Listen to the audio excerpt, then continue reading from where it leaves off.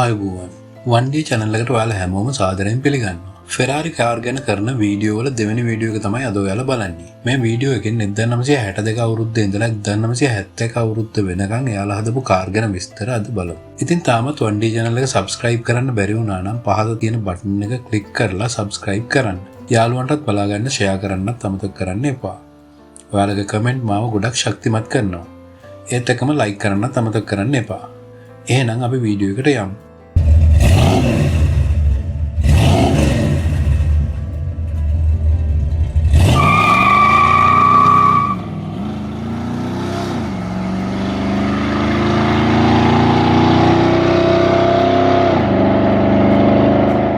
එදනමසේ 62 අවුරුද්දේ ෆෙරාරි සමාගම අලුතෙන් කාර් මොඩල් 8ක් හදලා තිබුණා.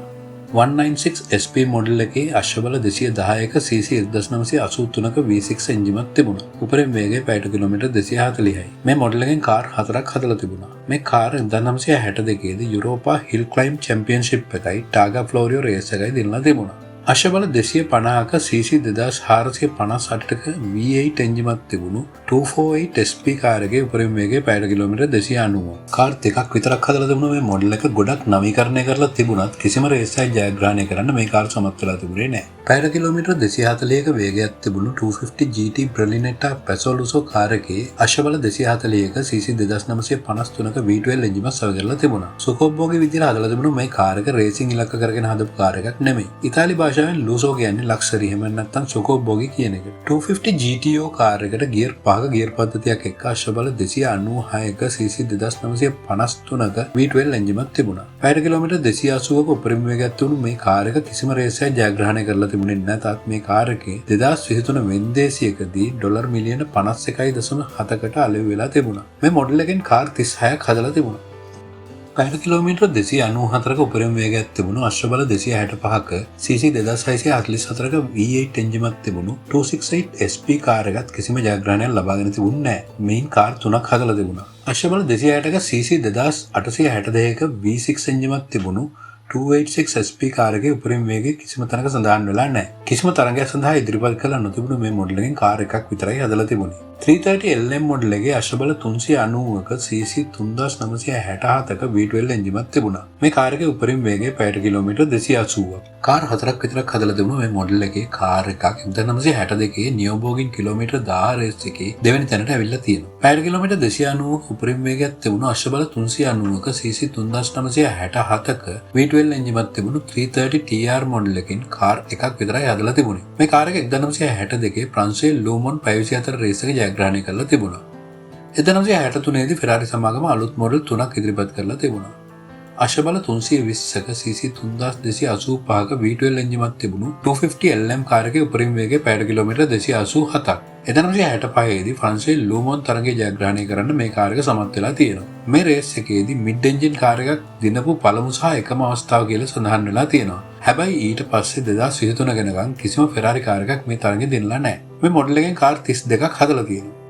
250p කාර් එකට අශ්වබල 310ක cc 2953ක V12 එන්ජිමක් සවි කරලා තිබුණා. උපරිම වේගය පැයට කිලෝමීටර් 290ක් වුණු මේ කාර් 4ක් හදලා තියෙනවා. මේ කාර් 1963 ප්‍රංශයේ ලූමොන් 524 තරඟය, සීබ්‍රින් පැයස් 12 තරඟය වගේම ජර්මනියේ නියෝබෝගින් කිලෝමීටර් 1000 තරඟය දිනලා තිබුණා. පැයට කිලෝමීටර් 314ක උපරිම වේගයක් තිබුණු 330p කාර් එකට අශ්වබල 370ක cc 3967ක V12 එන්ජිමක් තිබුණා. මේ මොඩල් එකෙන් කාර් 50ක් හදලා තිබුණා. මේ කාර් එකක් 1964 දී පැරිස් කිලෝමීටර් 1000 රේස් එක දිනලා තිබුණා. 1964 දී ෆෙරාරි සමාගම අලුතෙන් කාර් මොඩල් 5ක් හඳුන්වලා දෙනවා. පැයට කිලෝමීටර් 264ක උපරිම වේගයක් තිබුණු Ferrari 275 GTB මොඩල් එකෙන් කාර් 474ක් හදලා තිබුණා. අශ්වබල 280ක cc 3285ක V12 එන්ජිමක් තිබුණු මේ කාර් එක 1965 ප්‍රංශයේ ලූමොන් 524 තරඟේ තුන්වෙනි තැනට ඇවිල්ලා තිබුණා.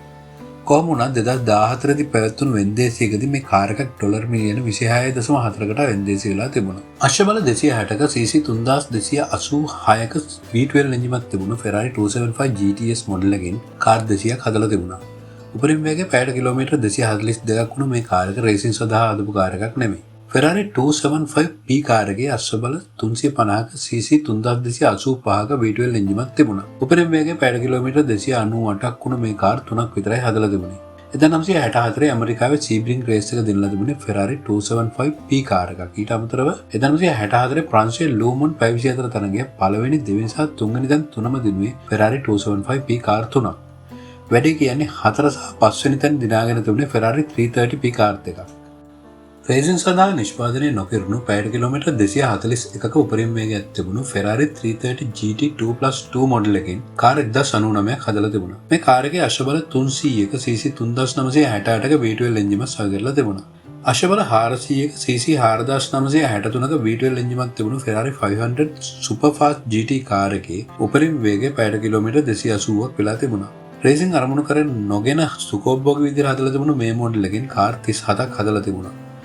මේ කාලේ මාර්ගයේ ධාවනය කරන්න අවසර තිබුණු වේගවත්ම කාර් එක මේකයි. 1965 දී Ferrari සමාගම අලුත් මොඩල් 6ක් හඳුන්වලා දෙනවා. 275 GTB Competizione කාර් එක අශ්වබල 300ක cc 3286ක V12 එන්ජිමක් තිබුණු කාර් එකක්. මේ මොඩල් එකෙන් කාර් 10ක් හදලා තිබුණා. 1965 දී ලූමොන් රේස් එකේදී GT කාණ්ඩේ පළවෙනි තැනත් සමස්ත තරගයේ තුන්වෙනි තැනත් දිනා ගන්න මේ කාර් එක සමත් වෙලා තිබුණා. මේ කාර් එකේ උපරිම වේගය පැයට කිලෝමීටර් 282ක් වෙනවා. පැයට කිලෝමීටර් 330ක උපරිම වේගයක් තිබුණු අශ්වබල 350ක cc 3286ක V12 එන්ජිමක් තිබුණු 275 P2 කාර් තුනක් හදලා තිබුණා.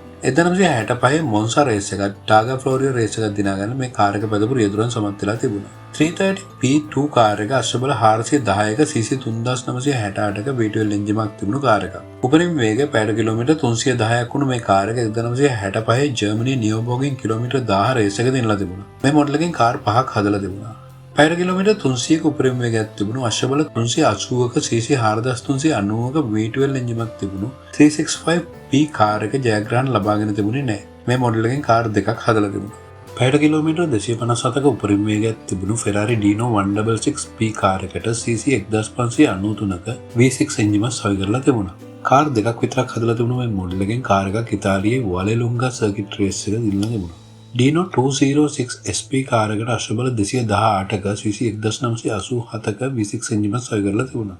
උපරිම වේගය පැයට කිලෝමීටර් 270ක් වුණු මේ කාර් 18ක් හදලා තිබුණා. 1965 යුරෝපියන් මවුන්ටන් චැම්පියන්ෂිප් එක දිනා ගන්න මේ කාර් එක සමත් වෙලා තිබුණා.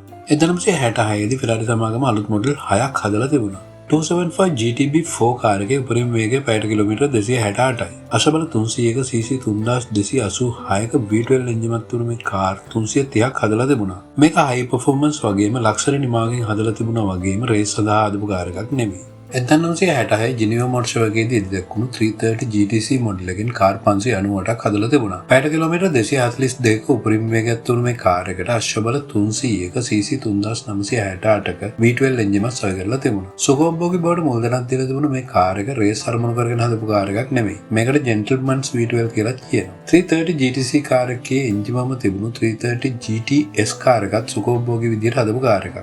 ඒකින්ද රේස් දිනලා නැහැ. මේ මොඩල් එකෙන් කාර් 100ක් හදලා අශ්වබල 420ක cc 3968ක V12 එන්ජිමක් සහ පැයට කිලෝමීටර් 310ක උපරිම වේගයක් තිබුණු 330 P3 මොඩල් එකෙන් කාර් 4ක් හදලා තිබුණා. මොන්සා කිලෝමීටර් 1000 රේස් එකක් තවත් රේස් කීපයකුත් මේ කාර් එක දෙන්නලා තිබුණා. කාර් 14ක් හදලා තිබුණු 365 කැලිෆෝනියා මොඩල් එක කිසිම රේස් එකක් ජයග්‍රහණය කරලා තිබුණේ නැහැ. උපරිම වේගය පැයට කිලෝමීටර් 245ක් වුණු මේ කාර් එක අශ්වබල 320ක cc 4390ක V12 එන්ජිමක් සවි කරලා තිබුණු කාර් එකක්. කාර් 18ක් හදලා තිබුණු පැයට කිලෝමීටර් 270ක උපරිම වේගයක් වගේම අශ්වබල 220ක cc 1987ක V6 එන්ජිමක් තිබුණු Ferrari Dino 206 කාර් එක බෙල්ජියමේ ස්පා කිලෝමීටර් 1000 රේස් එක වගේම ජර්මනි නියෝබෝගෙන් කිලෝමීටර් 1000 රේස් එකෙත් ඒ පන්තියේ ජයග්‍රහණ ලබාගෙන තිබුණා. 1967 දී Ferrari සමාගම අලුත් කාර් මොඩල් 5ක් හඳුන්වලා දෙනවා. Ferrari 330 P4 කාර් එකට අශ්වබල 450ක cc 3967ක V12 එන්ජිමක් සවි කරලා තිබුණා. උපරිම වේගය පැයට කිලෝමීටර් 320ක් වුණු මේ මොඩල් එකෙන් කාර් 4ක් හදලා තිබුණා. මේ කාර් එක ඩේටෝනා 24 රේස් එක වගේම මොන්සා කිලෝමීටර් 1000 රේස් එක දිනලා තිබුණා.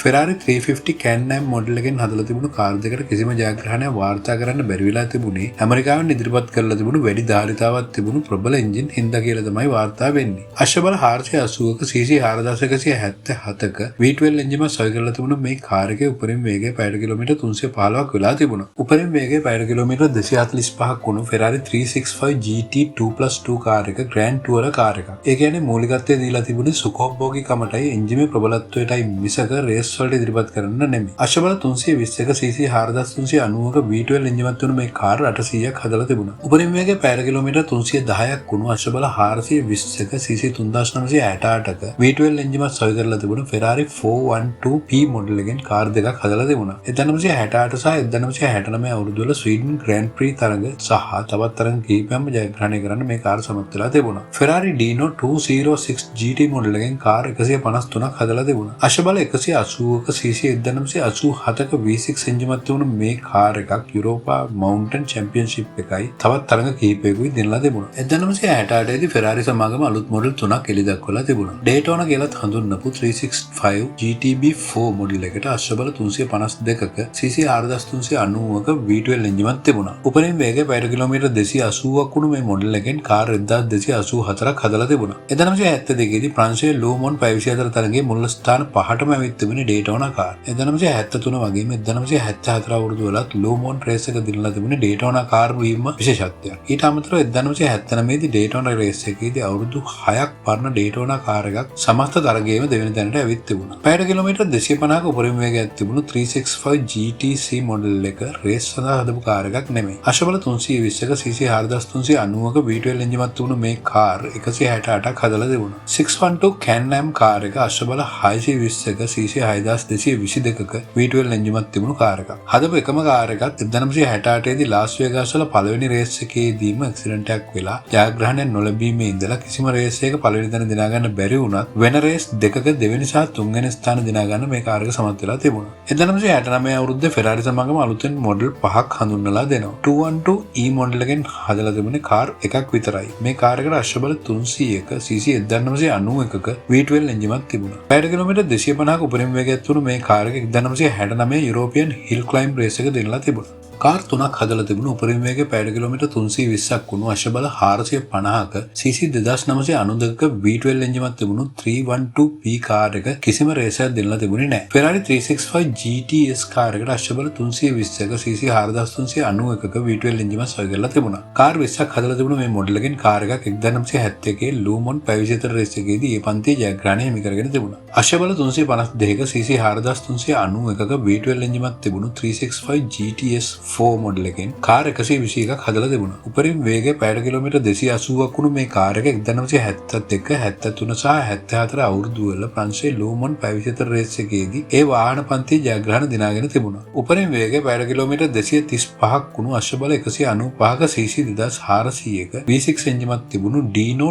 246 GT මොඩල් එකෙන් කාර් 357ක් හදලා තිබුණා. මේ කාර් එකේ ජයග්‍රහණ කිසිවක් ලැබලා තිබුණේ නැහැ. 1970 අවුරුද්දේ Ferrari සමාගම ඉදිරිපත් කළ තිබුණේ අලුත් මොඩල් දෙකක් විතරයි. පැයට කිලෝමීටර් 340ක උපරිම වේගයක් තිබුණු අශ්ව බල 610ක cc 4994ක V12 එන්ජිමක් තිබුණු 512M මොඩල් එකෙන් කාර් 15ක් හදලා තිබුණා. මේ මොඩල් එකෙන් කාර් එකක් 1970 ලූමොන් 524 රේස් එක ජයග්‍රහණය කරලා තිබුණා. පැයට කිලෝමීටර් 340ක උපරිම වේගයක් තිබුණු අශ්ව බල 550ක cc 4994ක V12 එන්ජිමක් තිබුණු 512S මොඩල් එකෙන් කාර් 25ක් හදලා තිබුණා. උපරිම වේගය පැයට කිලෝමීටර් 340ක් වුණු මේක Sebring පැය 12 රේස් එක දිනලා තිබුණා. 1971 අවුරුද්දේ Ferrari සමාගම අලුතෙන් කාර් මොඩල් 5ක් එළි දක්වනවා. Ferrari 312P කාර් එකට අශ්ව බල 450ක cc 2991ක V12 එන්ජිමක් සවි කරලා තිබුණා. පැයට කිලෝමීටර් 320ක උපරිම වේගයක් තුළ මේ කාර් එකක් විතරයි හදලා තිබුණේ. මේ කාර් එක කිසිම රේසයක් ජයග්‍රහණය කරලා තිබුණේ නැහැ. උපරිම වේගය පැයට කිලෝමීටර් 300ක් වුණු 365 GT4 BB මොඩල් එකෙන් කාර් 387ක් හදලා තිබුණා. අශ්ව බල 360ක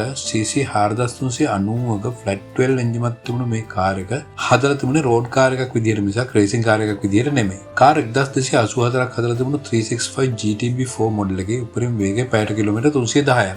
මේ කාර් එකට අශ්ව බල 352ක cc 4392ක V12 එන්ජිමක් තිබුණා. 1972, 1973 සහ 1974 දී ලූමොන් 524 තරඟවලදී එම පන්තියේ ජයග්‍රහණත් 1972 දී Tour de France රේස් එකත් 1975 දී Daytona රේස් එකේ එම පන්තියේ ජයග්‍රහණත් දිනා ගන්න මෙම කාර් එක පදපුර යුතුයන් සමත් වෙලා තිබුණා. අශ්ව බල 340ක cc 4390ක V12 එන්ජිමක් තිබුණු 365 GTC4 මොඩල් එකෙන් කාර් 505ක් හදලා තිබුණා. උපරිම වේගය පැයට කිලෝමීටර් 260ක් වුණු මේ කාර් එක කිසිම රේසයක් දිනලා තිබුණේ නැහැ. කාර් එකක් විතරක් හදලා තිබුණු උපරිම වේගය පැයට කිලෝමීටර් 325ක් වුණු 712 Can-Am මොඩල් එකේ අශ්ව බල 680ක cc 6861ක අති ප්‍රබල එන්ජිමක් සවි කරලා තිබුණා. මේ කාර් එක 1971 දී ඉමෝලා ඉන්ටර් සීරි රේස් එක දිනලා තිබුණා. ෆෙරාරි සමග මේ තරම් විශාල එන්ජිමක් හදපු පළමු සහ එකම අවස්ථාව මේකයි කියලා කියනවා. මීට පස්සේ ෆෙරාරි සමග මේ වගේ ප්‍රබල එන්ජින් හදලා තිබුණේ නැහැ. ඉතින් මේ වීඩියෝ එකනොත් ඔක්කොම ෆෙරාරි කාර් ගැන විස්තරය කියලා ඉවර කරන්න වෙන්නේ නැහැ. සමහරට තව වීඩියෝ දෙකක් විතර කරන්න වෙයි කියලා හිතෙනවා. එහෙනම් අදට සමු අරන් යන්නයි හදන්නේ. අනිත් කාර් ටිකත් තරම් ඉක්මනටම එන්නම්. එතකන් අපිත් එක්ක සම්බන්ධ වෙලා හිටිය හැමෝටම සුබ දවසක් වේවා කියලා ප්‍රාර්ථනා කරනවා. ගිහින් එන්නම්.